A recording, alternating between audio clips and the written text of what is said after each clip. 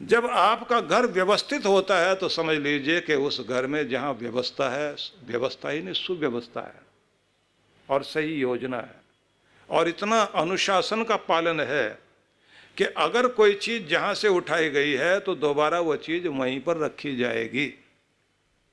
तो इसका मतलब ये साफ है कि वहां का वास्तु ठीक है तो लक्ष्मी जी का वास वहां उस घर में रहेगा ही रहेगा।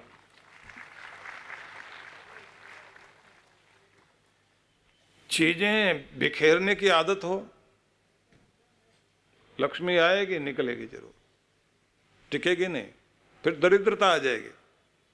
और जब लक्ष्मी जी आ रही और पीछे से दरिद्रता आ रही हो तो लक्ष्मी जी दूसरे दरवाजे से निकल जाएंगे। जैसे आप घर को व्यवस्थित करते हैं तो फिर दरिद्रता को निकलना पड़ेगा बाहर। इसलिए जाले, लोग कहते हैं ना शनिवार वाला दिन है, तो शनि दरिद्रता ना दे सके तो जाले साफ करना, नमक का पोछा लगा करके अपने घर के बैक्टीरिया को, वायरस को खत्म करो, थोड़ी धुनी दो। 3-4 चीजों का ही की धुनी होती है ना, गूगल है, लोबान है, चंदन पाउडर है, गुड़ की शक्कर है, थोड़ा सा गुड़ डालिए, अग्नि में जलाइए। ये धुनी आप देते हैं अपने घर में, गुरु मंत्र बोलते हुए 7 आहुति दे दीजिए, 9 आहुति 9 ग्रह के लिए। 7 आहुति मानी जाती है सबसे आवश्यक। उन्हें कहा जाता है कि 7 दिनों में जीवन है, 7 रंगों में दुनिया के रंग हैं और 7 सुरों में सारा संगीत है। 7 दिनों में कम से कम 7 दिन ना कर सके तो 2 दिन तो जरूर करो, घर में धुनी दो, दारिद्र्य निकले और घर की सफाई। और अपना मंत्र पाठ करते करते, मंत्र बोलते बोलते गौ के घी की आहुति, गौ का उपला ले लीजिए, गैस पर जलाइए, मिट्टी के बर्तन में रखिए, थोड़ा सा घी डालिए, थोड़ी सामग्री डालते जाइए, 7 आहुति दे दीजिए और पूरे घर में घुमाकर, सब कमरों में घुमा के घर के आंगन में रख दीजिए। सारे घर का ओरा अपने आप क्लीन होना शुरू होगा। और ये बात जरूर ध्यान रखिए, रोटी पर घी लगे ना लगे, लेकिन लोगों के नाम के आगे जी जरूर लगाकर बोलने की आदत डालो। बच्चों को भी आदत डालिए। जब बेटा जी कहकर आप बोलते हैं तो बात और लगती है। हाँ, कुछ लोग कहते हैं हमारा प्रदेश तो है ही ऐसा, वहां तो किसी के नाम के आगे जी नहीं लगाया जाता। लेकिन ऐसा नहीं, किसी भी प्रदेश की ऐसी स्थिति नहीं है। सब जगह अच्छे से अच्छे लोग हैं, बुरे से बुरे लोग भी हैं। तो आप अपने घर को 7 आहुति देकर घर का ओरा ठीक करिए। 9 आहुति दें तो 9 ग्रहों की शांति के लिए होती है। 2 बार तो कम से कम सप्ताह में जरूर करिए। और नियम बना लीजिए कि जो चीज जहां से उठाई गई वहीं खुद रखने के लिए जाओ, चीजों को बिखरने मत दीजिए। और स्नान जरूर टाइम से करके पूजा करिए, सर्दी कितनी भी हो। हाँ, वो लोग भी हैं जो ये कहते हैं घर में भगवान का दिया सब कुछ है, धन भी है, अन्न भी है, मकान भी है, वस्त्र भी है, गर्म पानी भी है, पर नहाने को मन ही नहीं करता, बाकी तो सब ठीक है। तो इसको क्या कहेंगे आप कि सब कुछ होने के बाद भी वो आदमी अधूरा है जिसके पास अपने आप को शुद्ध रखने की आदत नहीं है, अपने घर को व्यवस्थित रखने की आदत नहीं है। कुछ भी आदत डाल लीजिए आप, वो आदत आपको समृद्ध भी बना सकती है और पीछे भी ले जा सकती है।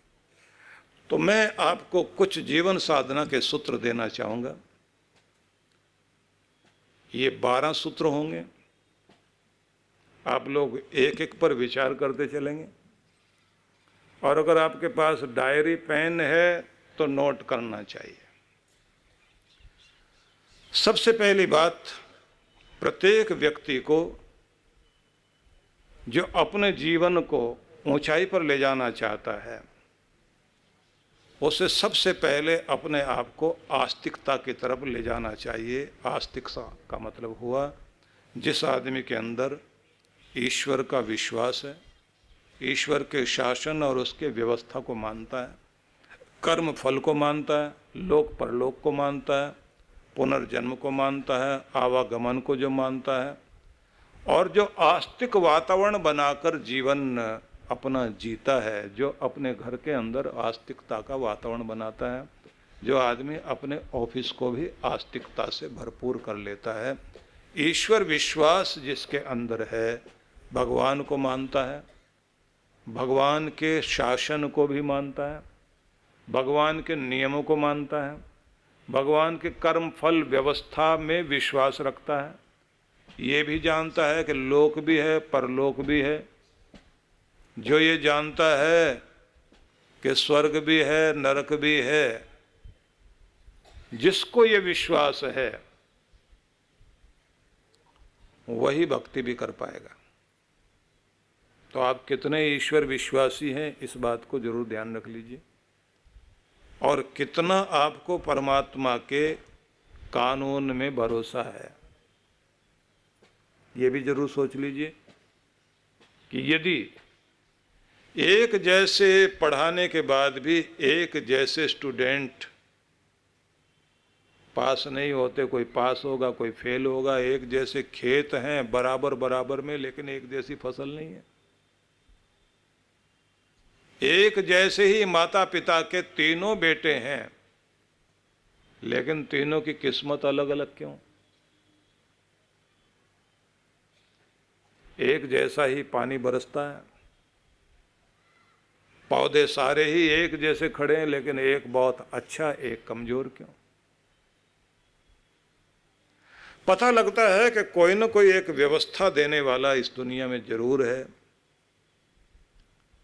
जिसके नियम के अनुसार अगर कोई चीज होती है तो वो उसको ठीक कर देता है, अगर वो नियम कम हो जाता है, वो कर्म ठीक नहीं होता तो उसका फल जो है गलत का गलत और सही का सही। ये सिद्धांत दुनिया में जो काम करते हैं, काज एंड इफेक्ट का जो सिद्धांत है, कारण और कार्य का सिद्धांत, या जितने भी तरह के सिद्धांत हैं, उन्हें देने वाली कोई सत्ता जरूर है, व्यवस्था बनाने वाली कोई सत्ता दुनिया में जरूर है, सिस्टम जो भी दुनिया में है उसको बनाने वाली कोई ताकत दुनिया में है, जो दुनिया में हमें लाता है वो कोई है, जो हमें वापस भेज देता है वो कोई है दुनिया में, वो कोई है जो हमारा सबका पेट भरने के लिए मुट्ठी बांधकर जो इंसान दुनिया में आता है और यही सब कुछ कैश करता है, तो देने वाला तो कोई है। इसका विश्वास जिस आदमी को है वो आदमी आस्तिक है, और जो आस्तिक इंसान है तो ये बात सही है कि वो सुबह उठकर पूजा भी जरूर करेगा, भगवान को मानेगा भी सही, भगवान के लिए कुछ न कुछ कार्य भी जरूर करेगा। जरा सोच के देखिए, हमारी इन छोटी सी आंख में पूरे संसार को देखने की ताकत किसने दी? ये हृदय जो धड़क रहा है लगातार, इतने सारे रुधिर का संचार सारे शरीर में हो रहा है, अगर हमारे जिम्मे में होता तो हम तो सांस लेना ही भूल जाते। किसी ने किसी आदमी से पूछा वो आदमी मरा कैसे? बोले सांस लेना भूल गया।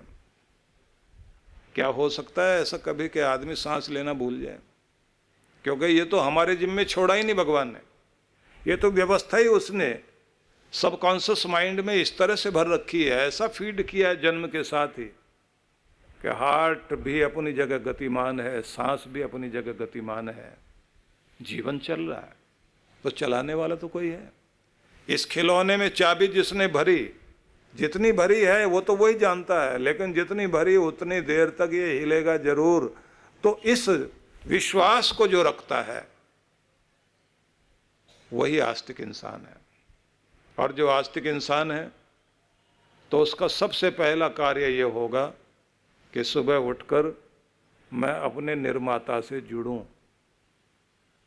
मेरा जो बनाने वाला, सृष्टि का बनाने वाला, मेरे भाग्य की रचना करने वाला जो है, मेरा नसीब लिखने वाला जो परमात्मा है, मैं हर दिन उसके साथ जुड़कर उससे आशीर्वाद लेकर अपने दिन की यात्रा शुरू करूं। जिसमें ये विश्वास है वो आस्तिक है। और ये आस्तिकता होनी चाहिए हमारे अंदर, ये भावना होनी चाहिए, श्रद्धा होनी चाहिए। अगर भगवान को मानते हैं तो फिर उसमें विश्वास आपका है, और विश्वास है तो फिर आप एक नियम जरूर निभाओगे कि उसके प्रेम की धारा हमारी तरफ चलने लग जाए, उससे पहले हमारी प्रेम धाराएं उसकी तरफ चलें।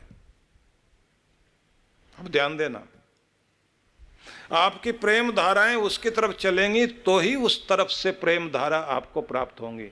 इसलिए जब आप सुबह भगवान का नाम लेने के लिए जाते हैं तो अपने मंदिर के द्वार पर खड़े होकर परमात्मा के उन गुणों को, उन नामों को याद करो जिससे आपके हृदय में परमात्मा के प्रति अतिशय प्रेम जागृत होता हो।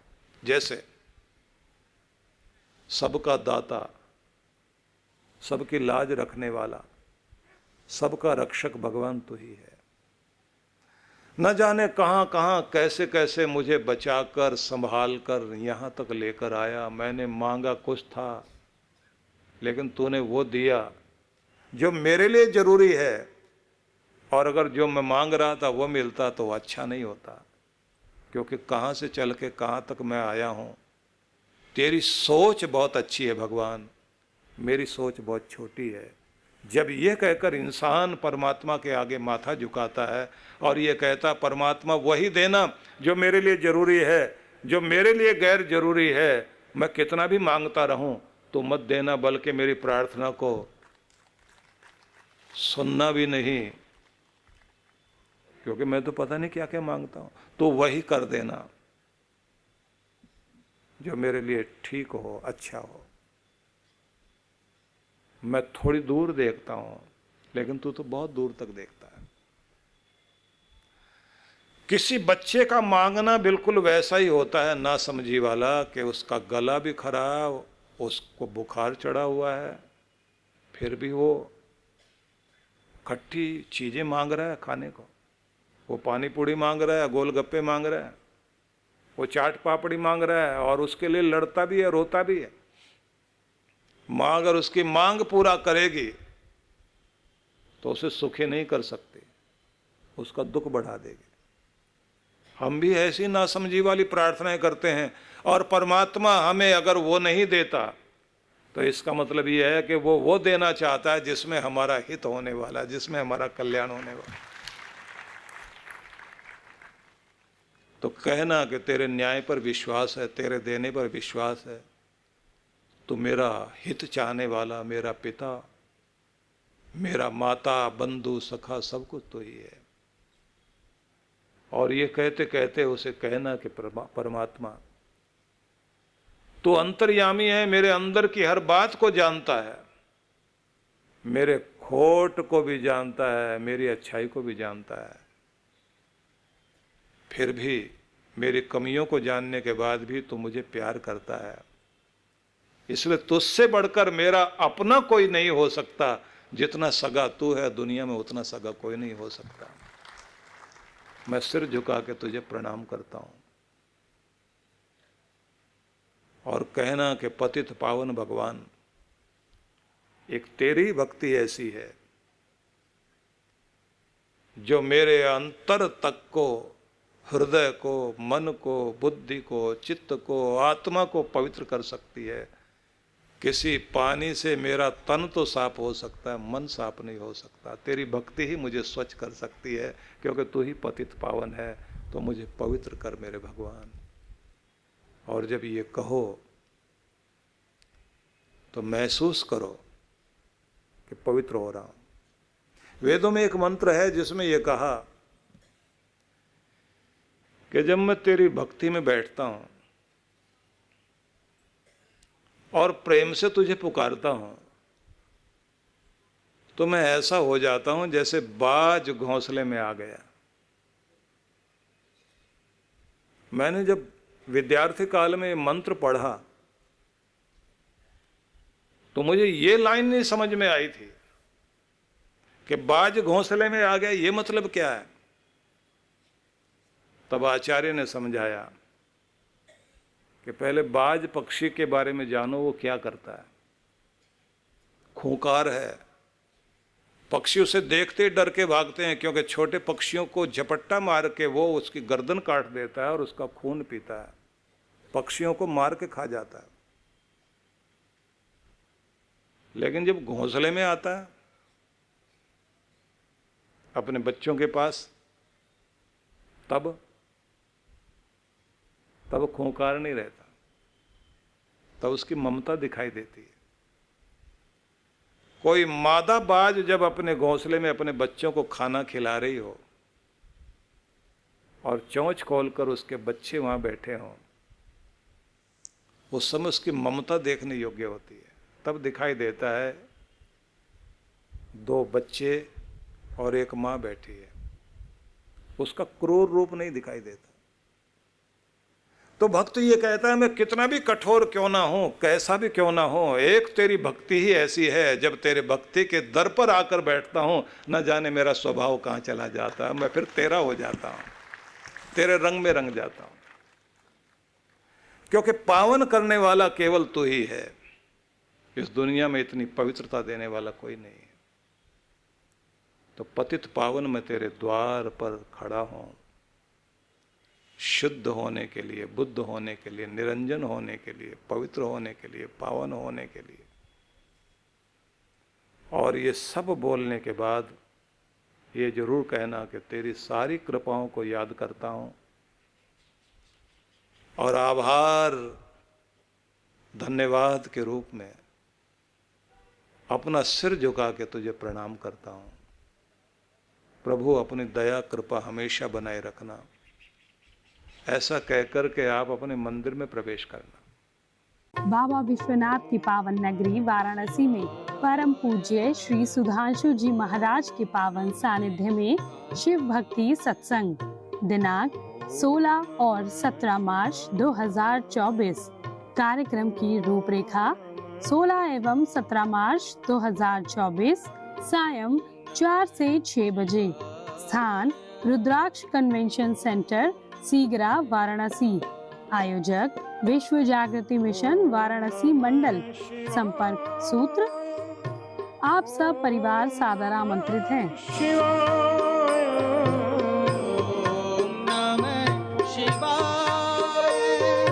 परम पूज्य श्री सुधांशु जी महाराज के पावन सानिध्य में विराट भक्ति सत्संग दिनांक 21 से 23 मार्च 2024। कार्यक्रम की रूपरेखा शुभारंभ 21 मार्च 2024 सायं 5 से 7 बजे। 22 से 23 मार्च प्रातः 9 से 11 बजे एवं सायं 5 से 7 बजे। विशेष कार्यक्रम मंत्र दीक्षा 23 मार्च दोपहर 12 बजे। स्थान थोपटे बैंक्वेट, गुडाम्बे चौक, रामनगर, राहटड़ी, मेट्रो हॉस्पिटल के नजदीक, पुणे। आयोजक विश्व जागृति मिशन पुणे मंडल। संपर्क सूत्र आप सब परिवार सादर आमंत्रित हैं।